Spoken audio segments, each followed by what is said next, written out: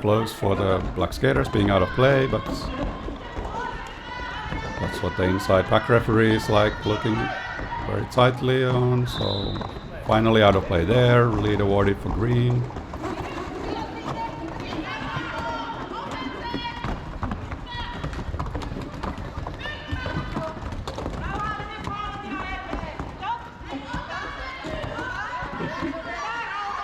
Back to the basic triangle. Again, seeing that the feet are moving. And on top of that, the hands, multiplayers, forearms. None of that going on. Again, probably soon out of play. No, there's the bridging going on. Finally out of play. Very long bridge there.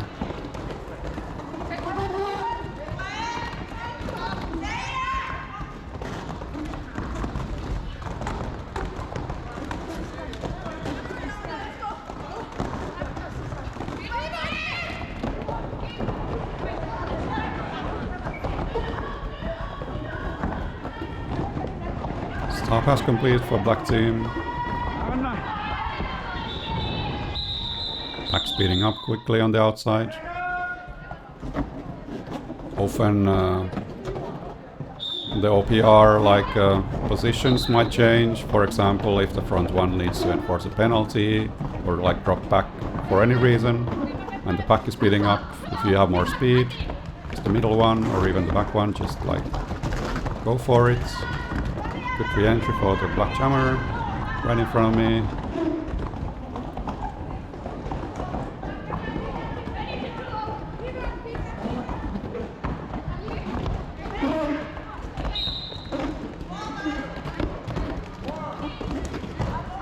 Forearm penalty, assessed for the green offense in the back.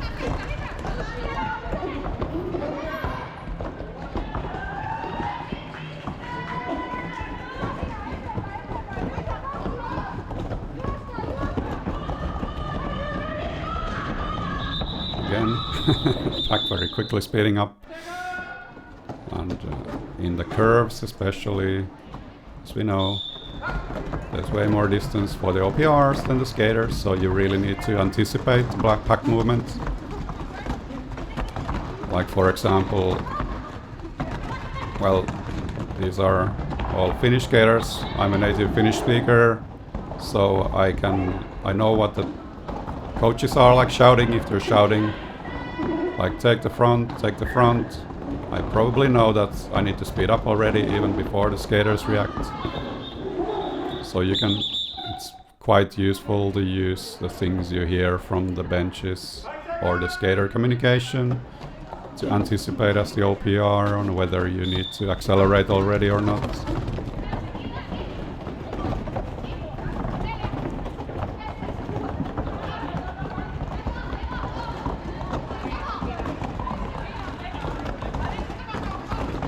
Suckback action going on. I don't see any direction-worthy penalties there. Multiplayer block assessed in the green wall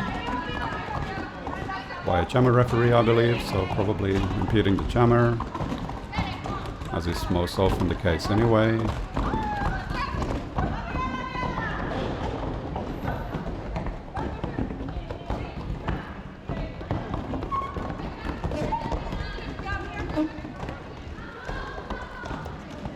Obviously, jammer refs are mostly looking at the jammers, but they often call very close, but to my eye, staying in on the outside. Like my train of thought got interrupted by looking at this. This is on my watch, trying to see if the skater goes out of bounds there. Might have gone. I just hear the rope snap, so I know that they something in the skate stopped on the rope, so it probably is the toe stop. And what I didn't know if whether the front wheels are up in there or not. I mean, again, it might look obvious to you that they are clearly out of bounds. What's going on? What are you talking about? If you watch it in real time, it's not quite that easy to see. Often in that situation, the skater is only on their toe stops. And I really want to be sure before calling those. was not egregiously cut by any stretch. So I'd rather give the benefit of the doubt.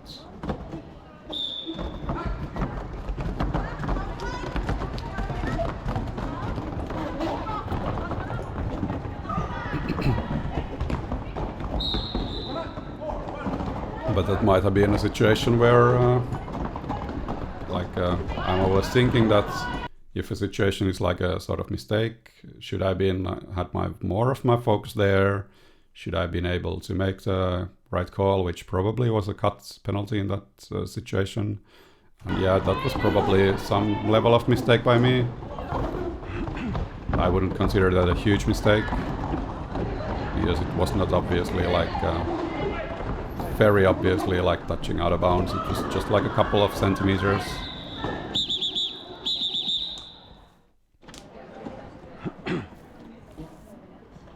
And as said, it's always hard to tell which part of the skate are actually touching the ground. Green team getting lead quickly through the outside.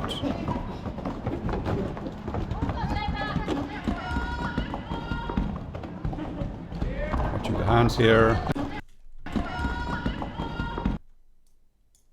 Whether this is actually a link, if they are like just resting their hand there, are they grasping on? Clearly, if it was a link, it would be challenged right now. The jammer is pushing between the skaters. Also, well, I am not in the best position to see this.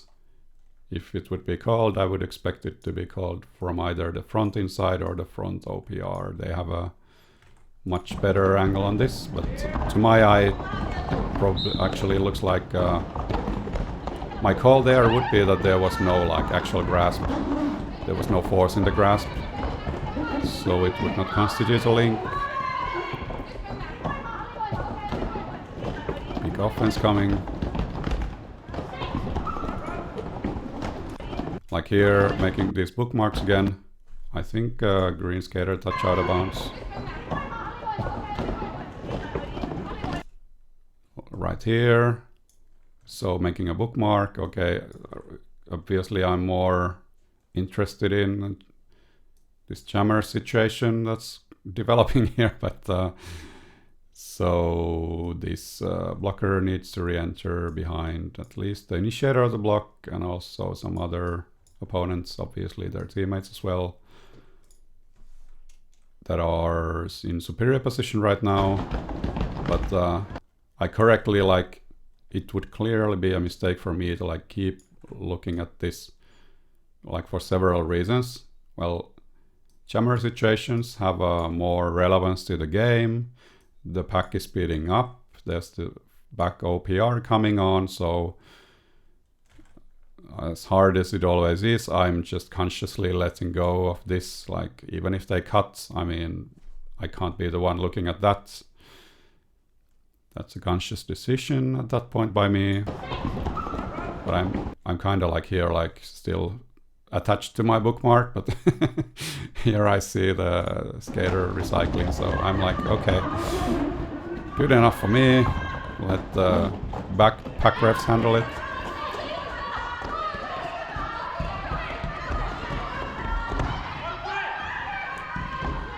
Out of play in the front for the green wall. Black jammer getting through.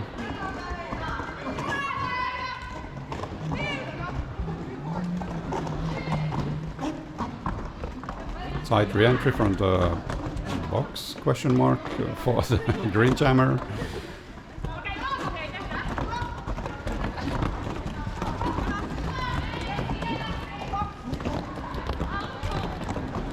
Here there's some anti-recycling going on. Need to be aware of the directions there. There in my eye, there was no direction worthy action. Skater going clockwise did not initiate a contact. It was the opponent who tried to prevent them from going clockwise. Lateral offense. Again, more illegal offense.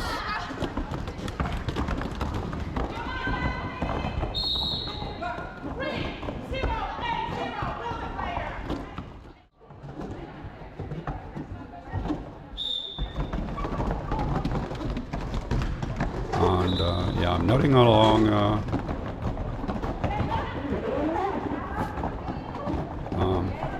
Yeah, sorry, I got stuck thinking about multiple things, but nodding along there. I didn't see any forearm extension here. Looks like a legal block to me. And the jam is called.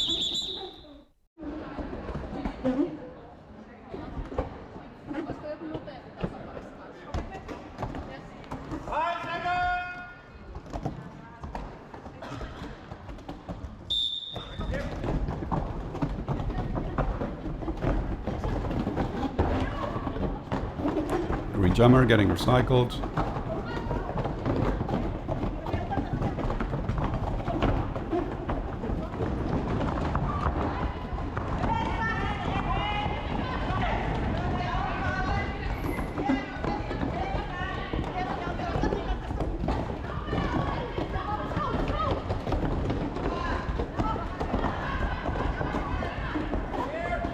Green jammer staying on the track, getting awarded lead.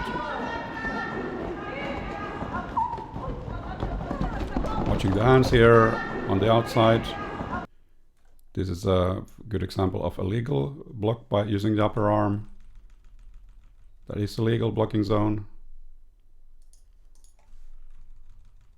But, well, and there's this contact high here, which clearly to me is incidental contact initiated by the jammer.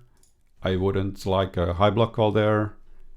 Yes, well, basically the black green skater is just holding their arm there, and the black jammer is going into the arm, like sort of with their chin.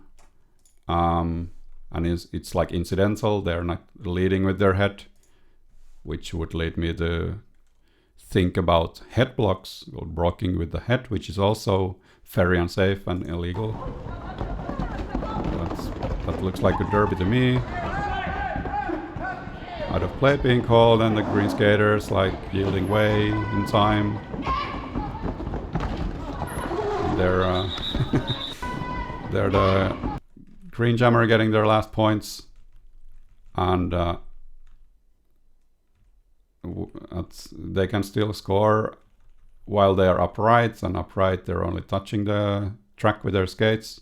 So up to this point they are able to score, and there's this black skater trying to defend their points. And yeah, these two have clearly been scored. This one probably not, this one not quite sure. We had a chat, I believe, with the jammer ref. Okay, yeah, we did have a chat about the points. We might have actually got it right. Very hard to get those ones right when the skater is falling down. And what point do they stop scoring? And that's why we actually had to hustle in the position, because we were trying to avoid taking an official timeout. That's why I'm in the front position now, because, well, I had the best best possibility to be at position for the front OPR when the jam starts. So you can enjoy getting one jam of front OPR action. Some communication between the OPRs there. This front OPR position, very good at, especially in turns, getting this like front view to the pack that no other ref really can get. It's very good for seeing specifically multiplayer blocks, if they're challenged, if there's a grasp or forearms, or like sort of swimming with a breaststroke style through the pack for jammers, if that happens. That was a short one, so now I'm back into my middle OPR position. Generally gives you a better overview of what's going on at some more close proximity. Black pivot staying on the track there, just about. Watching the hands here, didn't see anything naughty.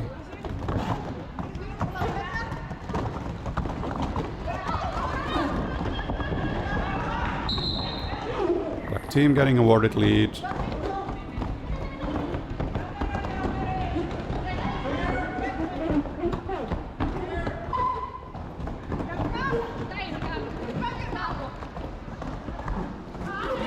feet, there's movement. Slight movement, but when you're not on your toe stops, you may a little bit is enough and often happens. As long as it's in the correct direction, lateral or derby direction. So counterclockwise, often called derby direction. Even though here we clearly see derby skaters also going in the clockwise direction. Looking at hands here, wasn't quite sure if there's a challenge or not to the link, or if there was an actual link.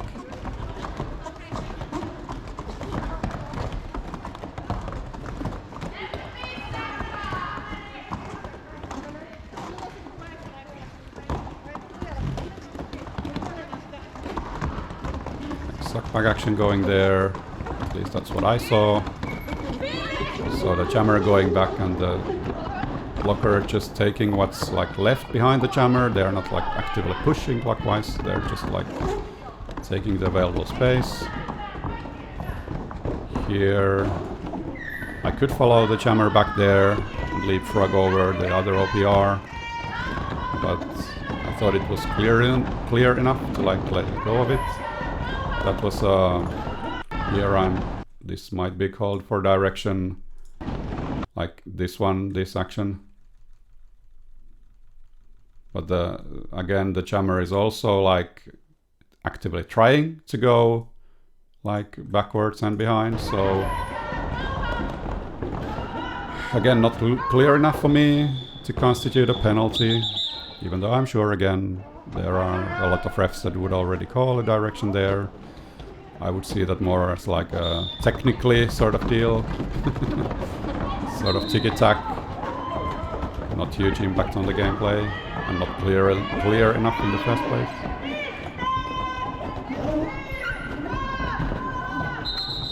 Here again, watching the points as the OPR. If you're leaving the ground and you're landing, the first thing you touch is out of bounds, you don't get credit for the skaters you pass while you're in the air. So yeah, we also discussed this, I believe, and we were discussing between 0 and 1 points.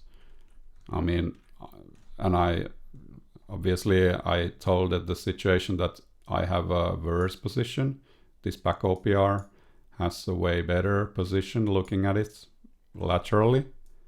Also, well, the jammer ref obviously, but there's a lot of obstruction from all these other skaters. So I was mainly like a third wheel in that discussion. Yeah, I'm not sure what was the right call there. And either 0 or 1, I believe. And that's what we ended up with. I don't remember which.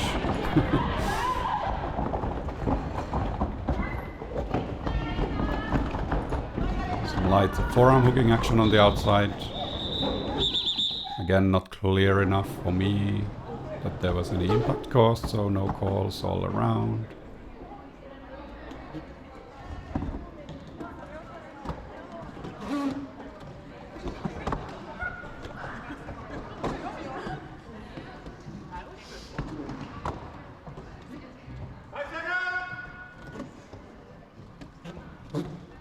A longer wind up here.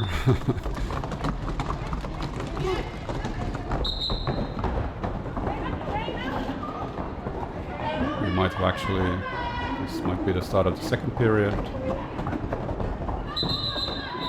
And we're back to these quick jams.